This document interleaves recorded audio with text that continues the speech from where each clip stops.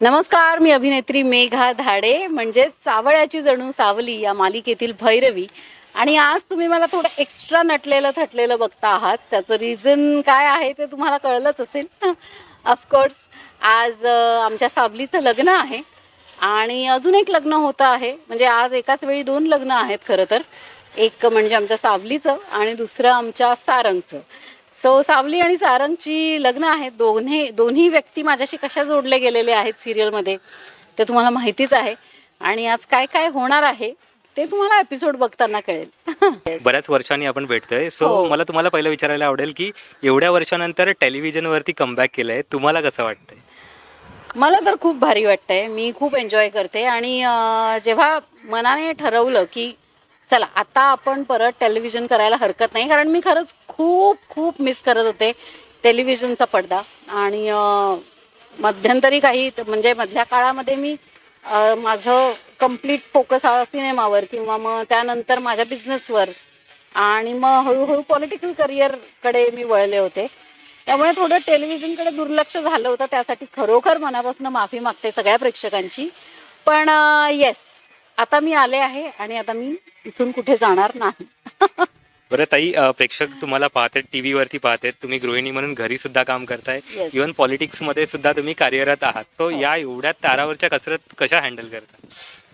हे बघा, आपल्याकडे एक म्हण आहे, इच्छा तिथे मार्ग. जी गोष्ट मनापासून करायची असते तुम्हाला ती तुम्ही प्रबळ इच्छा असेल तर करूच शकता. आणि प्रत्येक स्त्रीला एक शक्ती असते मल्टीटास्कर असण्याची, आणि कुठेतरी तरी ती शक्ती माझ्यामध्येही आहेच. सो वेळ काढला आणि आपल्या प्रायोरिटीज आपण व्यवस्थित डिसाईड केल्या की सगळं करणं शक्य आहे. म्हणजे it's all about your priorities. वेळ आपल्याकडे असतोच. ताई, सावलीचं लग्न दाखवलेलं आहे मालिकेमध्ये, सारंगचं लग्न होत आहे. सो काही नवीन असा ट्विस्ट तुमच्याकडून येणार आहे का? नवीन ट्विस्ट? बिचाऱ्या भैरवीला ट्विस्टवर ट्विस्ट आणि धक्क्यावर धक्के बसतायत. एवढं काय घडतं आहे सिरियलमध्ये. म्हणजे फर्स्ट टाइम मला भैरवी इतकी बिचारी वाटली आहे की तिला काही माहिती नाही की एवढे मोठे मोठे धक्के तिला पचवावे लागणार आहे पुढे. कारण एकीकडे सावलीचं लग्न होतं आहे, एकीकडे सारंगचं लग्न होतं आहे. आणि सारंगच्या लग्नाने एनिवे तिला फार तिच्या आयुष्यात फरक पडू शकत नाही, पण सावलीवरती तिचं सारं काही डिपेंडंट आहे. म्हणजे सावलीवर तिचा सगळा डाव लागलेला आहे आयुष्याचा. तिच्या मुलीचं करिअर स्टेकवर आहे, ताराचं. आणि सावलीचं लग्न झालं तर ताराच्या करिअरचं काय होईल? मग भैरवी वझे, जी आपल्या संगीताच्या परंपरेला जपणारी आणि संगीताच्या म्हणजे तिच्या घराण्याचं नाव जे आहे संगीत क्षेत्रात, ती परंपरा, ते नाव, ती प्रतिष्ठा पुढे नेण्यासाठी तिला सावलीची गरज आहे. आणि जर सावली लग्न करून गेली तर या सगळ्याला तडा जाणार आहे. त्यामुळे भैरवी आता खरं तर खूप मोठ्या पेचात सापडलेली आहे की आता यातनं मार्ग कसा काढायचा. पण शेवटी ती भैरवी वझे आहे आणि तिला माहिती आहे की सगळ्या कठीण प्रसंगातनं कसं उभं राहायचं आणि कसा मार्ग काढायचा. पण ते कसं ते आता पुढे सिरियलमध्ये आपण बघूच. बरं, आता तुम्ही ताई सांगितलात की भैरवी वझे संगीताला जपते, पण मेघाताईंना संगीत किती आवडतं? प्रचंड प्रचंड प्रचंड संगीत मला आवडतं. संगीताशिवाय मी जगूच शकत नाही. मला सकाळी उठल्याबरोबर अगदी भक्तिगीतांपासून ते रात्री झोपताना गझलपर्यंत सगळ्या पद्धतीचं संगीत मी ऐकते. दिवसाच्या मध्ये जेव्हा एनर्जी हवी असते, कधी रोमॅन्टिक, कधी जॅझ, कधी रॉक, सगळ्या पद्धतीचं म्युझिक मी खूप एन्जॉय करते. आणि संगीताशी माझं अतूट असलेलं नातं कदाचित तेच कारण असावं की मला भैरवी वझेची ही भूमिका खूप आवडली. बरं ताई, मालिकेत आता दाखवलंय की लग्न होत आहे मुलीचं. सो तुम्हालाही एक लेक आहे, सो तुम्हाला जावई कसं हवंय? हा जर प्रश्न विचारला तर उत्तर काय असेल? अरे बापरे, मला कसा जावाई हवाय अजून खूप वेळ आहे त्या गोष्टीसाठी.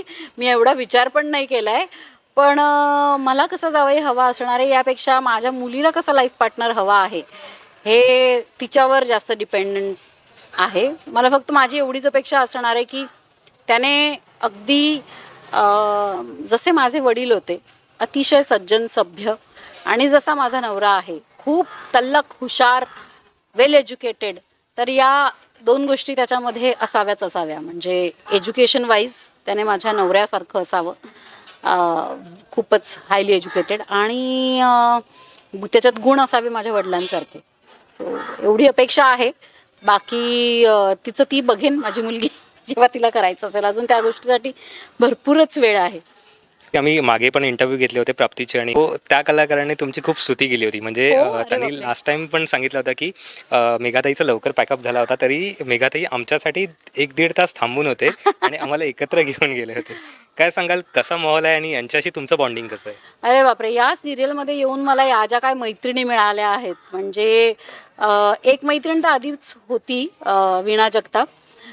नवीन ओळख झालेल्या माझ्या मैत्रिणी, नव्या मैत्रिणी म्हणजे प्राप्ती रेडकर, जी आमची सावली आहे, आणि आमची तारा म्हणजेच भाग्यश्री दळवी. सो या मैत्रिणी इतक्या गोड मैत्रिणी आहेत, आणि या सेटवर असलेल्या सगळ्याच मुली मी म्हणीन. मग वीणा आहे, त्यानंतर मानसीला पण मी खूप अनेक वर्षांपासून मी मानसीला ओळखते, जी अमृताची भूमिका करते. नंतर सुलेखाताईला ओळखते इतके वर्ष. म्हणजे सुलेखाताईला मी म्हणजे सुलेखाताई माझ्यासाठी तर ऑलवेज अ स्टार आहे. मला कितीतरी वेळा सुलेखाताईसारखी दिसते अशी कॉम्प्लिमेंट खूप पूर्वी मिळायची. आणि मी सुलेखाताईला ऑलवेज असं एक स्टार म्हणून बघत आले. त्यामुळे आत्ता जेव्हा मी ऑलवेज सुलेखाताई करणारी मी आता जेव्हा तिच्या मैत्रिणीची भूमिका करते, तेव्हा मला खूप भारी वाटतंय, खूप छान वाटतंय. आणि एकंदरीतच आमचं कास्टिंग या सिरियलचं इतकं अमेझिंग आहे ना. म्हणजे जशी आमची जयंती, म्हणजे आमची गौरी किरण, ती इतकी गोड मुलगी आहे, ती इतकी छान आहे, काम इतकं मजेशीर करते, इतकं छान करते. सगळेच ॲक्टर्स, आमची पूनम म्हणजे जी सावलीच्या आईचा रोल करते, कानू, ती आहे. आमचे रमेश रोकडे दादा आहेत, मयूर दादा जो जगन्नाथची भूमिका करतोय. सो हे सगळेजण इतके छान आहेत, इतकी गोड माणसं आहेत. मला टचवूड असं फील होतंय की मी खूप उत्तम कलाकारांच्या सान्निध्यात हा शो करते. 101 सगळ्यांचे परफॉर्मन्सेस असतात, आणि आम्ही अगदी एकमेकांचं कौतुक सतत करत असतो. म्हणजे मला जेव्हा प्राप्तीचा एखादा सीन बघून छान वाटतं, किंवा गौरीला तर मी प्रत्येक सीन नंतर कॉम्प्लिमेंट देत असते की खूप छान काम करतेस. रमेश दादा आहे, पूनम आहे, भाग्यश्री आहे, सगळ्यांना, म्हणजे वीणा आहे, सगळ्यांची कामं बघून आहे ना, ऑलवेज त्यांना असं मनापासून प्रेस करावं असं वाटतं. इतकं छान आम्ही कुटुंब झालेलो आहोत, आणि आम्ही ते असे एकमेकांना फीडबॅक्स देतही राहतो की कोण कसं करतंय, काय करतंय. त्यामुळे या सेटवर जर मी येते ना, दिवसाचे 13-14 तास मी घालवते इथे, तर मला अजिबात असं वाटत नाही की मी माझ्या घरून इथं येऊन काम करते. मला एका घरातून दुसऱ्या घरी येऊन राहिल्यासारखंच ते फिलिंग आहे इथं येणं म्हणजे. नक्कीच ताई, एकमेकांची स्तुती करता, पण तुम्ही सुगरण आहात, तुमचा यूट्यूब चॅनल सुद्धा आहे आणि त्याच्यावरती वेगवेगळ्या डिश बनत असतात. सो त्या डिश सेटवरती येतात का? नाही, त्या सेटवर यायला अजून तरी वेळ मिळालेला नाही आहे. आणि आजच मी सगळ्यांना सांगत होते की तुम्ही एक काम करा, सेटवर मला, कारण सकाळी जर 6 वाजेचा कॉल टाईम असेल तर कसं काय कोणी मॅनेज करेल. प्लस शूटिंग, मी राहते मलाड वेस्टला, ईस्टला, आणि शूटिंग असतं वेस्टला, आणि येण्या जाण्यातच 1-1, 1.5 तास जातो. बनवायला स्कोपच मिळालेला नाही आहे. आल्यापासनं कॉन्स्टंट आम्ही शूट करतोय रोज. सिरियल सुरू झाल्यापासून आमचं कंटिन्युअसली शूटिंग चालू आहे, मध्ये फार गॅप मिळत नाही आहे. त्यामुळे मी आजच सगळ्यांना सांगितलं की एक काम करा, आपण सगळे माझ्या घरी जमूया आणि घरीच एखादं छान गेट टुगेदर करूया, तेव्हाच तुम्हाला माझ्या हातचं खायला मिळणार आहे. But I will definitely try की अधूनमधून. मी मागे सावलीला आणि सारंगला दोघांनाही बोलले की एक काम करा, तुम्ही दोघे मासे घेऊन या, मी इथे तुम्हाला सेटवर मस्त बनवून देते, आणि आपण कधीतरी असं छान काट्यांवरती वांगे भाजू, भरीत भाकरीचा बेत करूया. कधीतरी मी तुम्हाला छान फिश फ्राय खाऊ घालते, माशाचं कालवण खाऊ घालते. सो असे बेत आत्तापर्यंत खयाली पुलाव खूप पकलेत, फक्त ते अजून अस्तित्वात रियालिटीत यायचे बाकी आहेत. But we are trying. नक्कीच, आणि ते गेट टुगेदर आणि तुमचा तो व्लॉग बघायलाही लोकांना आवडेल. थँक्यू सो मच ताई आमच्याशी गप्पा मारल्याबद्दल. जाता प्रेक्षकांना काय सांगाल? Thank you so much.